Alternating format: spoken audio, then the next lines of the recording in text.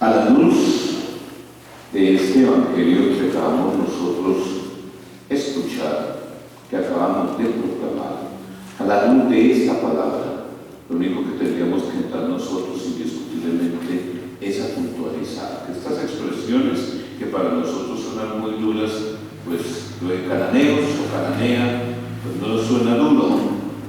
Al fin y al cabo se le llamaba aquel que no era partícipe del pueblo elegido. Un cananeo era como un extranjero. Se les decía cananeos a todos los extranjeros. Esto de perro, efectivamente, coincide también con una manera de llamar muy popularmente a quienes no pertenecían al pueblo elegido. Son expresiones que van un poquito en el sentido cultural del momento.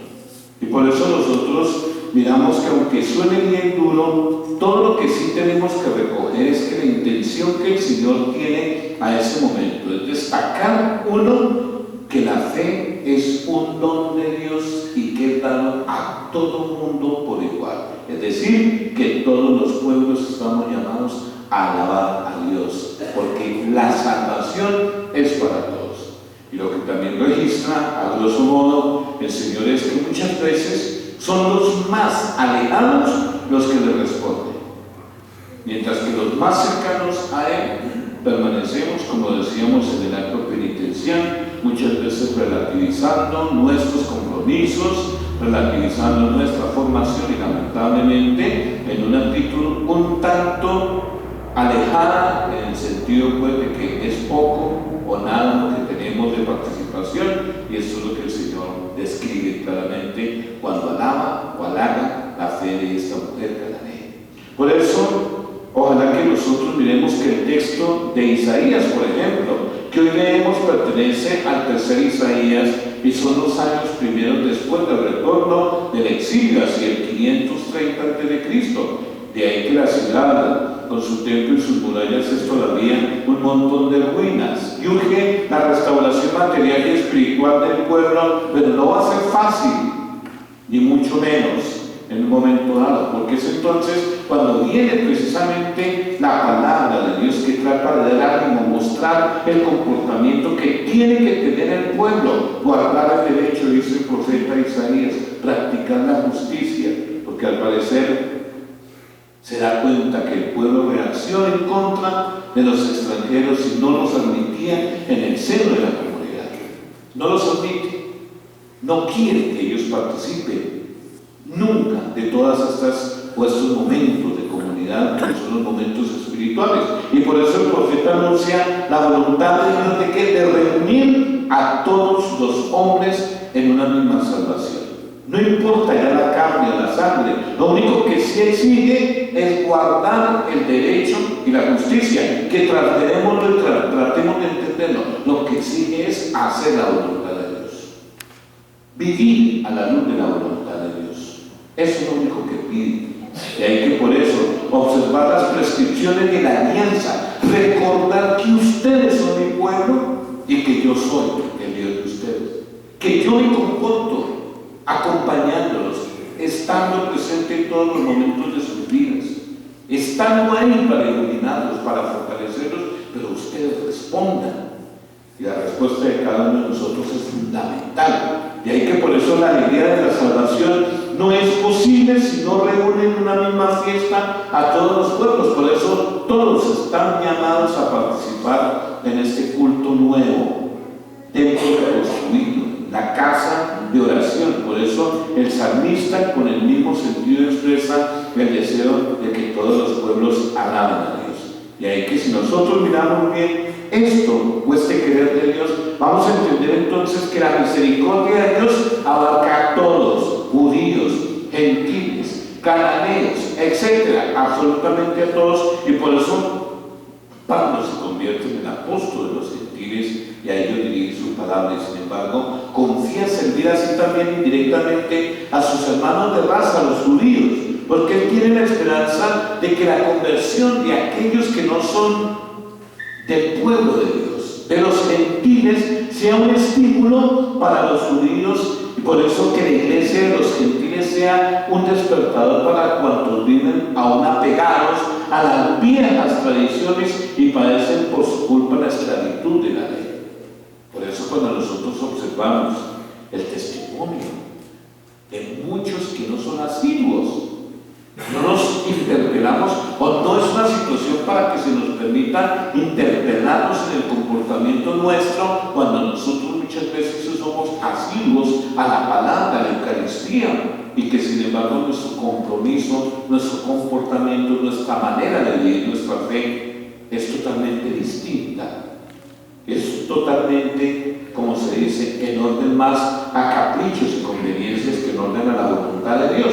Por eso la historia de la salvación, indiscutiblemente, nosotros lo vamos viendo, es el triunfo de la misericordia de Dios sobre el pecado de todos los hombres.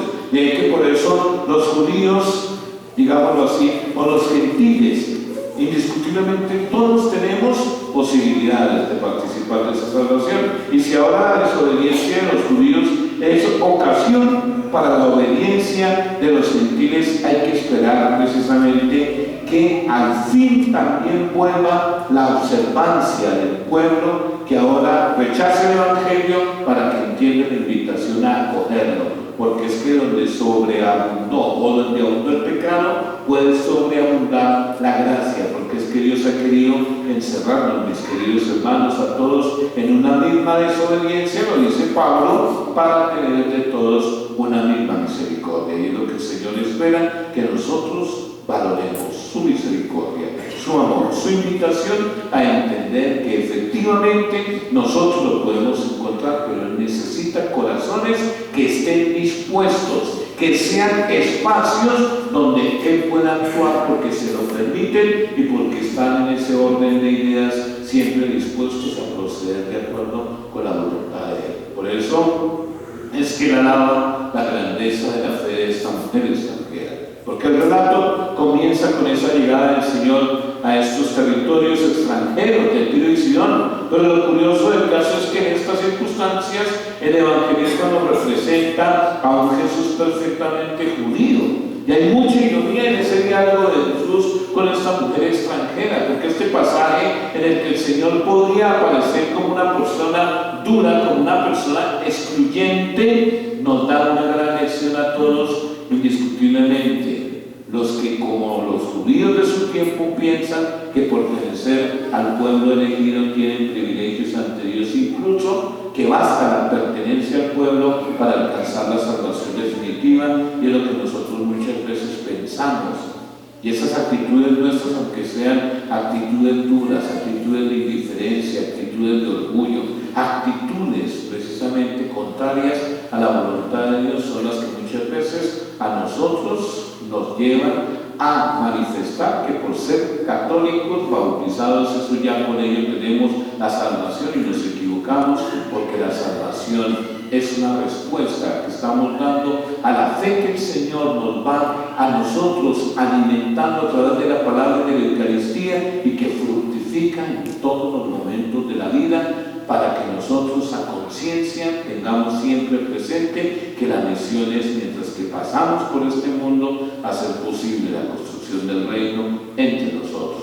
Por eso, mis queridos hermanos, aquí es donde Jesús muestra con toda claridad que lo que hace que los hombres formen parte del pueblo elegido de Dios no es la raza, sino la fe. No es la raza, es la fe, es la respuesta. Y por eso rechazó aparentemente a la mujer, para después destacar su fe como ejemplo para todos. Grande es tu fe, le dice a esta mujer, porque lo importante no es simplemente el hecho de ser bautizados, ojo con eso, sino el hecho de que la fe en Cristo como Dios y Señor en el corazón de todos nosotros se manifiesta a los demás a través de todas las buenas obras que cada uno de nosotros proyecta desde su ambiente familiar en adelante.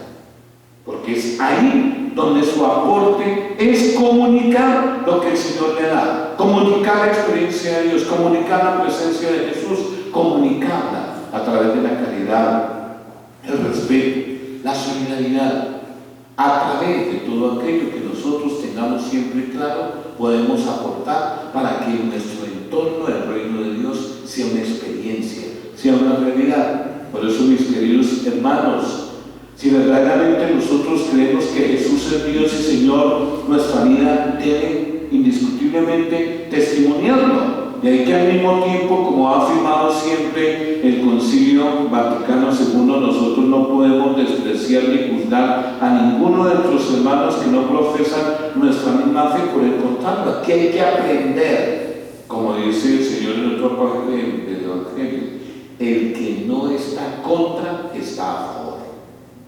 El que no está en contra está a favor.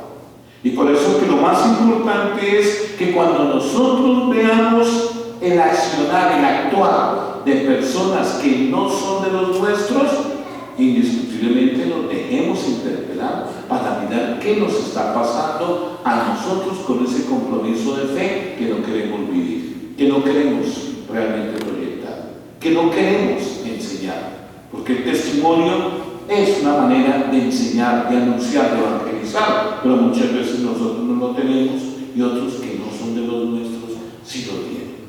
Y ahí es donde cada uno, lejos de criticar, lejos de juzgar, lejos de pretender agredir, lo que tiene es que centrarse en mirar el mensaje que se le está dirigiendo, porque si tú eres bautizado, comprometido con Cristo, en ser constructor de ese reino de Dios, ¿cómo es posible que no vivas esa experiencia del Señor para hacer motivación para tus hermanos?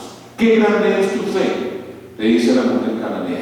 Ojalá que se dijera de nosotros también. ¡Qué grande es tu fe! Porque en estos momentos que estamos viviendo, ¡qué grande es tu fe a través de la caridad!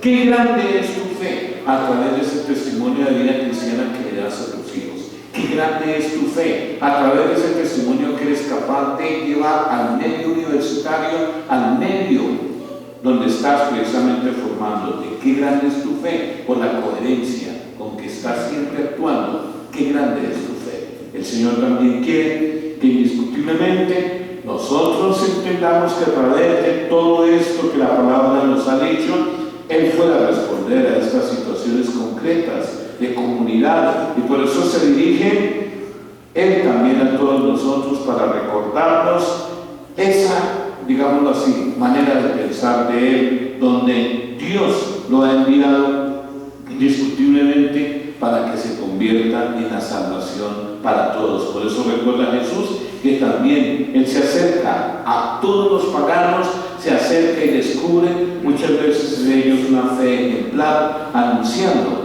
a ellos mismos encuentros la conversión que es necesaria para todos aquellos quienes decimos estarlo siguiendo cotidianamente. Hagamos nuestra profesión de fe en este día. Creo en